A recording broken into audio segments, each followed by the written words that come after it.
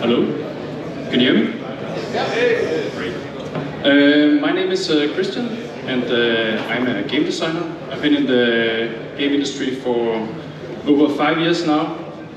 I wanted to talk about how being better at programming helped me actually finish a game. And as you all know, it can be pretty difficult to finish a game and pretty easy to start one.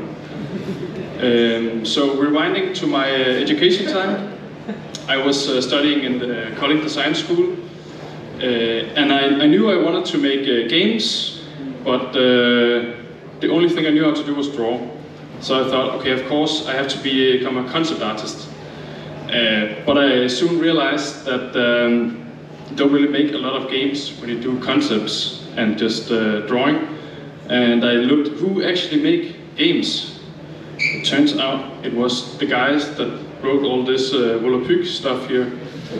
And I thought, that looks pretty crazy. How can anybody understand that? It looks like magic to me. And I thought it was just for wizards. And I thought, I'm pretty bad at math, so I'll probably never really learn how to do that. But I still wanted to make a game, so I kept trying. And eventually, I became a programmer. Just a bad programmer, not very good. But yeah. Fast forward to 2018. I have a full-time job at a company called Northplay. I work as a game designer. I don't really do programming. But you know, when you work as a game designer, you have to make games with other people, and you have to make a lot of compromises. And eventually you get this itch to make your own thing, where you just rule it all yourself. So I thought to myself, I can do something in my free time. It doesn't have to take a lot of time. So, in 2018, I started working on a small game called Planet Life, which started out as this small incremental game, but eventually, 2 years later, it became pretty huge and had way too many features. So, I'm gonna try to list all the features this game has. And I want you to keep in mind that I was not very good at programming when I did it. So yeah. Of course, it has incremental mechanics. It also has a skill system. There's a shop, trading, stock exchange, itemization, a bit inspired by Diablo. There's a quiz. Deck building, and poker as well. So I guess all of you programmers are thinking, this guy must have had a pretty bad time with Unity UI. But I had no idea how to code in Unity.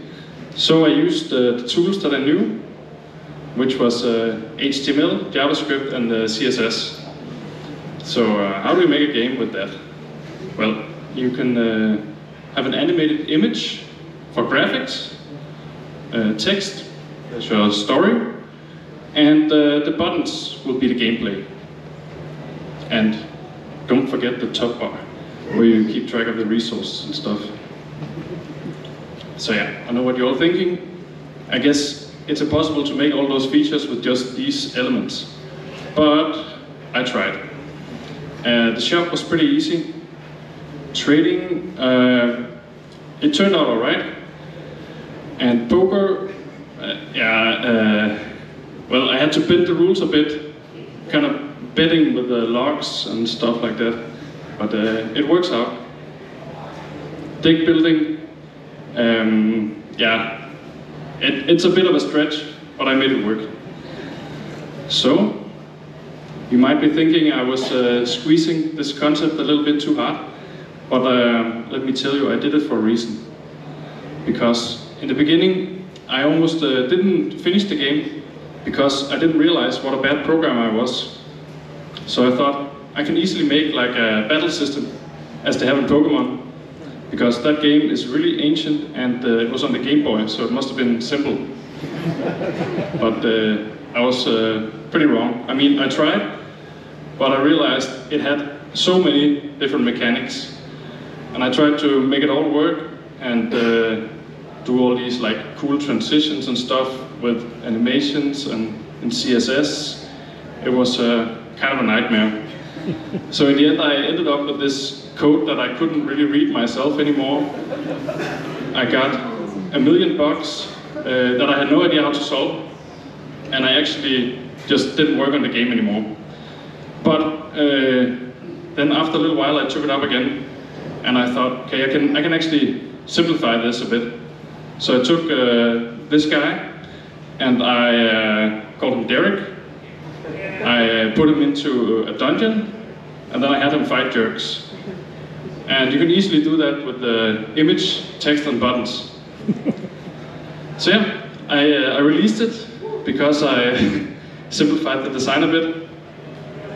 And yeah, I think my point is it's really, really hard to finish a game, and it can be very helpful to have some constraints. And for me, it was my skills. So figure out what the constraints should be for you. Afterwards, I tried to make mini games, but somehow I never finished any of them because I overscoped and because I had become a mediocre programmer for making Planet Life. So yeah, good thing I was such a terrible programmer back then. Yeah, that's me. Thanks.